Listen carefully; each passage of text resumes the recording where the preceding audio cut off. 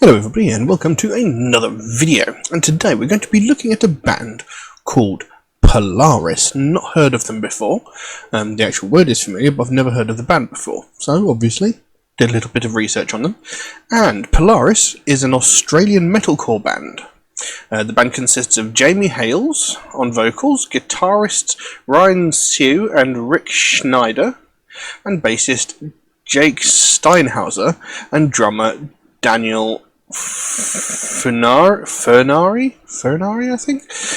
They released their debut album, The Mortal Coil, in November of 2017 to critical acclaim, and it was nominated for the 2018 ARIA Award for Best Hard Rock. In November 2019, Polaris announced their second full-length album, titled The Death of Me, released on February 21st, 2020. Polaris are known for blending elements of metalcore with progressive metal and post-rock soundscapes, electronics and melodic hooks, and intertwined with personal lyrics, often dealing with anxiety, depression, and loss. So this could be quite interesting. Now we're going to be looking at a track called Pray for Rain, which is, as I believe, a lyric video, but I do also have separate lyrics up here, so we can try and analyse what the song itself is about. I think we'll just jump straight to the song and see what we get. So, Pray for Rain by Polaris. Let's see what we get.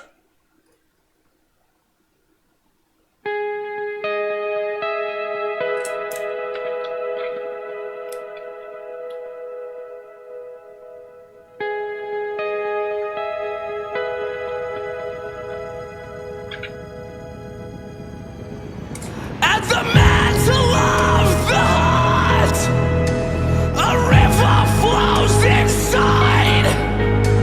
We drain ourselves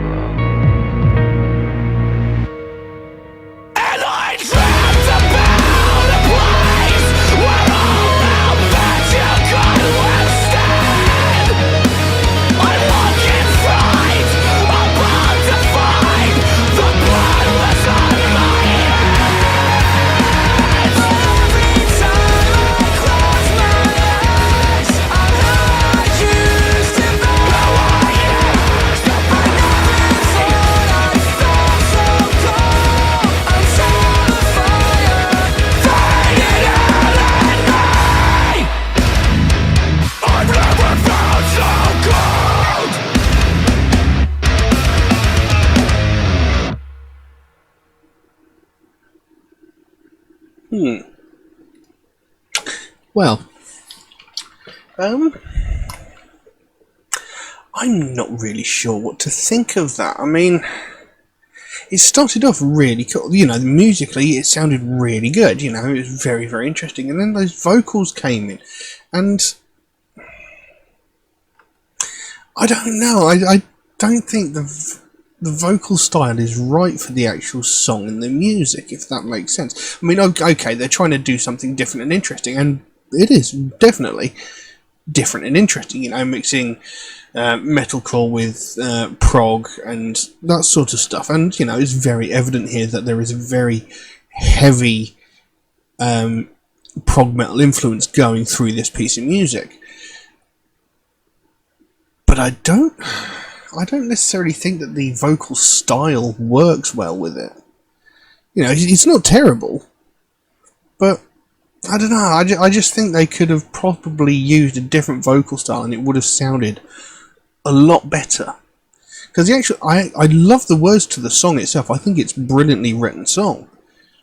I just don't necessarily like the actual vocal style used.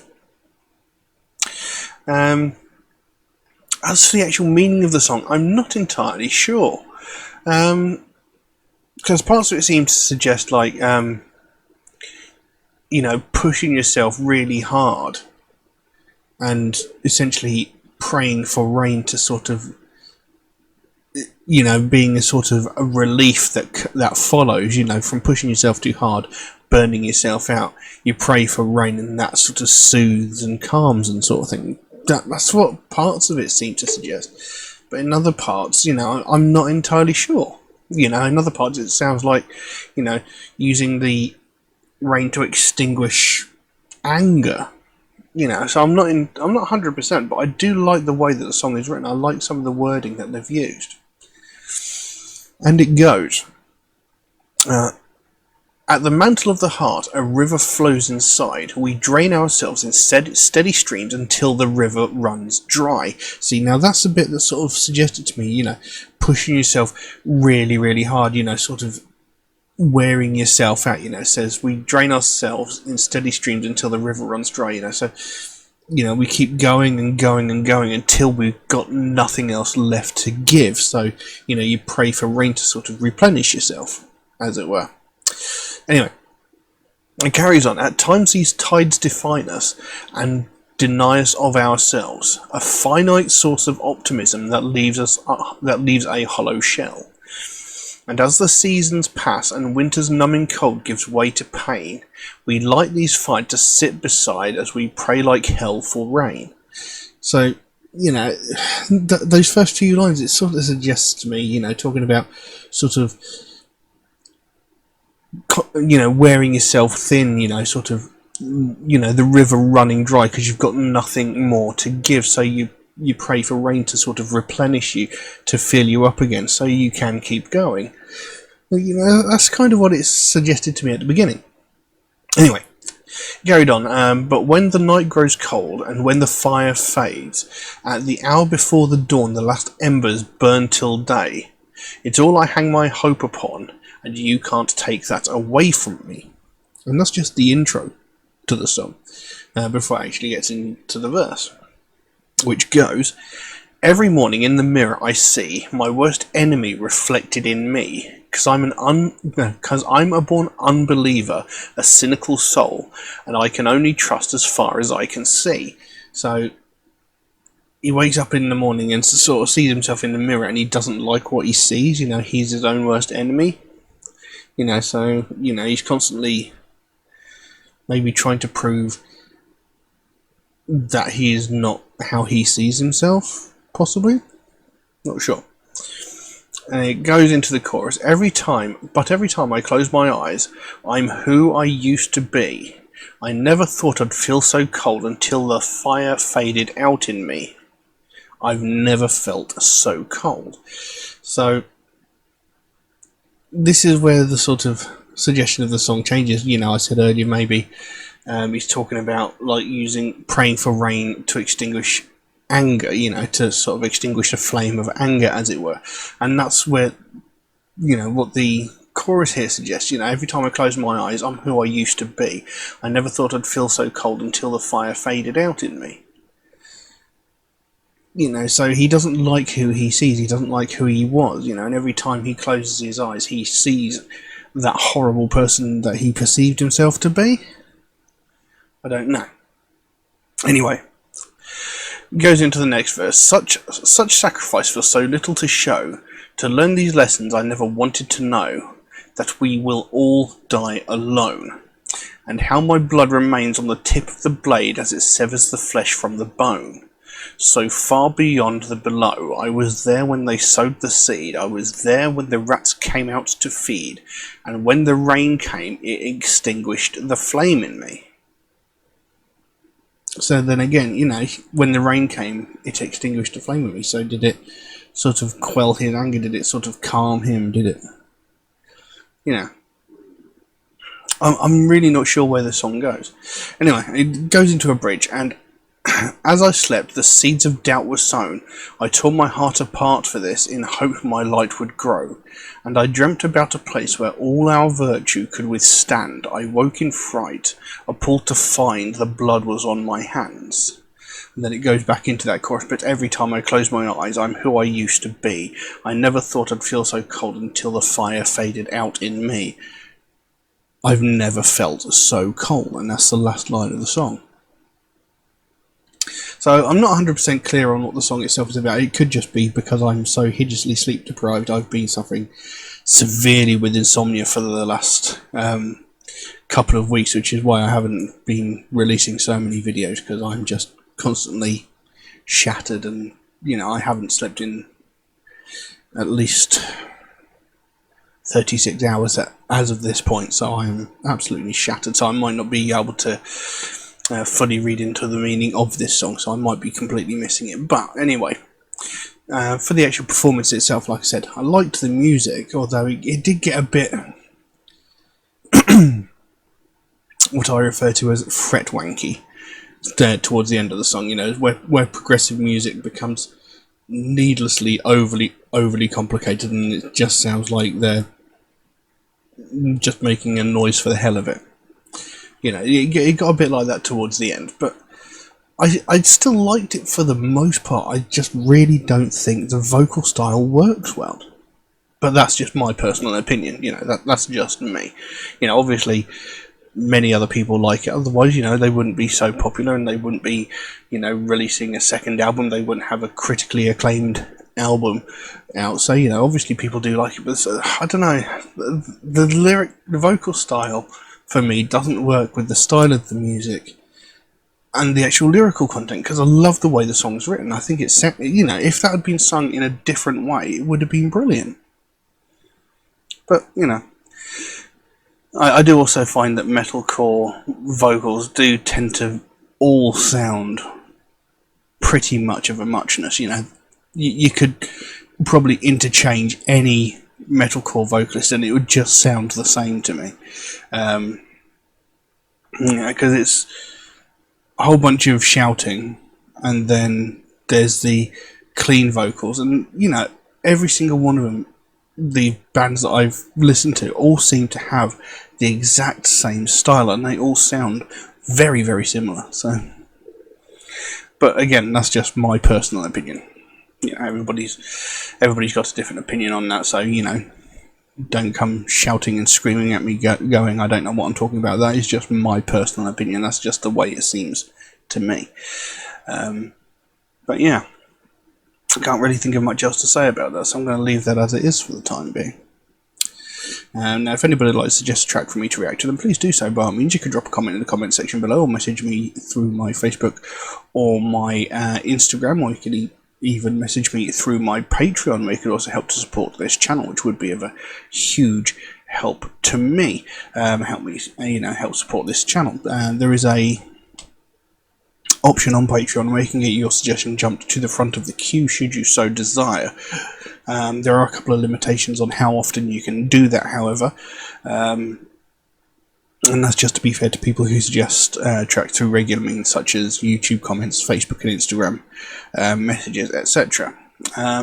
And if you do suggest a track through those regular means, do know it might take me a while to get around to your suggestion, because I do get suggested many tracks every single day, and that I get more suggestions than I can record at a time. But I do write down every suggestion I get, so it'll get done eventually. It's just going to take me a while to get around to it, I'm afraid. Also, Metalhead Reacts is a proud supporter of the Sophie Lancaster Foundation, a British-based charity whose main goal is to put an end to hate crimes, mainly those involving people of the alternative culture.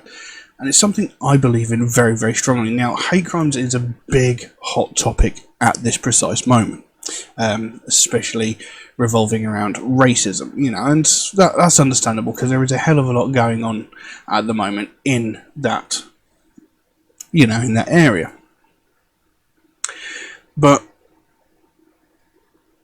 one thing that bothers me is the fact that the topic of people of the alternative culture getting violently attacked just because of the fact that they are part of the alternative culture is something that gets widely ignored and never ever gets spoken about.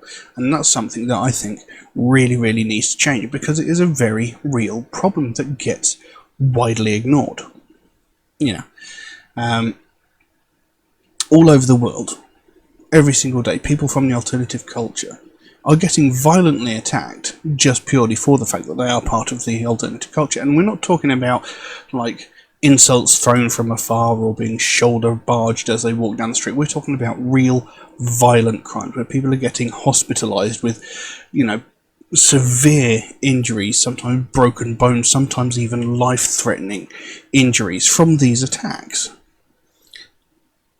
And nothing gets said about it, every single day, especially at the moment, we hear of all these other sorts of hate crimes like sexism, racism, homophobia, transphobia, religious hatred. We hear of these on a daily basis from the most heinous and violent of these crimes, where people are getting murdered because of the colour of their skin, their sexual orientation, or, their religious beliefs, or what have you, down to the most pathetic of these crimes, where like an entitled white woman is calling the police because a family of colour are having a picnic in a public space. We hear every facet of these crimes every single day in every media outlet you can possibly think of. But we never ever hear of these violent attacks on people from the alternative community. And it is a very real problem that goes on every single day. The last time it was widely spoken about was 13 years ago, when Sophie Lancaster and her boyfriend Rob Maltby were violently attacked and brutally beaten so severely that they both ended up in comas. Rob Maltby, he thankfully survived. He was in a coma for around about a week, maybe a bit longer, but he thankfully survived. Sophie Lancaster, on the other hand, was in a coma for 13 days before she succumbed to her injuries and she died. This young woman, she was 20 years old, was beaten to death just purely for the fact that she was wearing alternative clothing and listened to alternative music. No other reason. She was beaten to death because she was a goth. And like I said, this was about 13 years ago that this happened.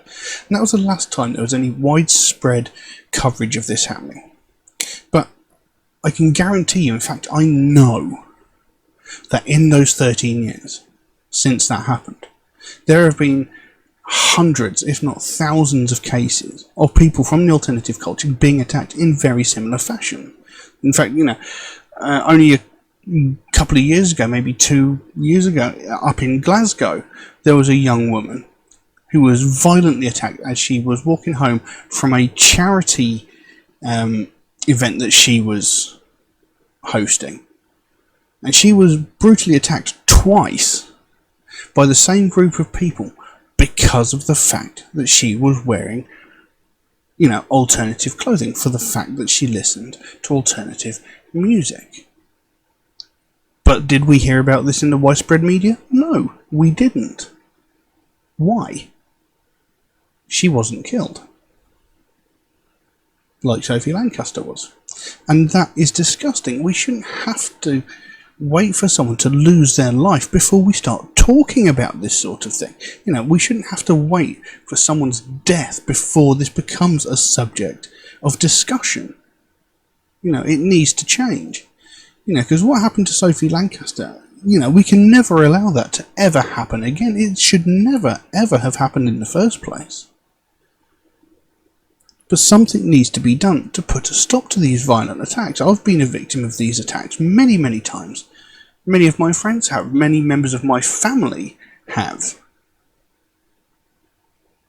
You know, it's a very real problem. And I'm sure some of you watching have probably been in a similar situation. It's unacceptable. And this is what the Sophie Lancaster Foundation is all about. They want to bring more attention to the fact that this sort of thing is happening, and they want to put a stop to it. They want more people to start talking about it, so that, you know, people become aware of the fact that this sort of thing is going on. Because by not talking about it, by ignoring it, we're essentially just letting the people committing these crimes get away with it. And that is unacceptable. We cannot allow that to continue. So if you'd like to find out more about the Sophie Lancaster Foundation, there is a link to their website in the description below. You can pop over there, find out what they're working on at the moment, find out what their main goal is, because they can explain it a lot better than I can. And if you can help them out in any small way, whether it be like a small donation through their website or something as simple as one of these Sophie wristbands off their web store, you know, the smallest amount can make the biggest difference. Obviously, don't feel obligated to do so, but if you can help, you know, the smallest amount can make the biggest difference. And the sooner we get more people talking about this, the sooner we bring more attention to the fact that this is happening, the sooner we can help to stamp out prejudice, hatred, and intolerance everywhere. But I'm going to leave that as it is for the time being. Thank you all very, very much for watching, and I'll see you again soon. Bye bye.